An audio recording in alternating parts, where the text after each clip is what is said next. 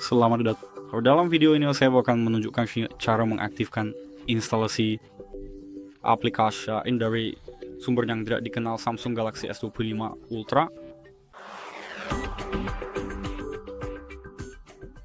Jadi untuk mengaktifkannya, pertama pergi ke pengaturan dan di sini temukan keamanan dan privasi. Dan gulir ke bawah ke pengaturan keamanan lainnya. Jadi cukup ketuk itu dan temukan install aplikasi tidak dikenal. Dan di sini Anda dapat mengaktifkan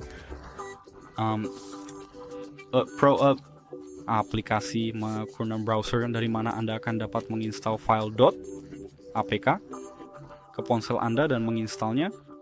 Jika Anda menikmati video ini, pertimbangkan menyukai berlangganan dan terima kasih telah menonton.